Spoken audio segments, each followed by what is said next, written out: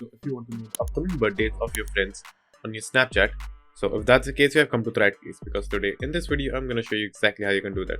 Now it's a very simple process. All you have to do is just simply open Snapchat, go to your chat option, then go to your profile at the top left, then scroll down and click on my friends, and over here all you have to do is, as you can see, you will find the avatars of your friend, and in the right hand side, whenever anyone's birthday is coming up, you will find a small birthday cake emoji in front of there. So that's one option. Or you can also do is, by clicking on the find friends option, you can search by a cake emoji. So just simply search for a cake emoji. So you can just simply look by a cake emoji. So in the search panel, you can also search with a cake emoji. So that's the second way. So just simply search for it. You simply search a cake emoji, and if anyone has an upcoming birthday with a cake emoji showing up on their profile, if that's the case, their names will be shown over here. So that's it, and thank you for watching, and do like and subscribe to my channel, and take care.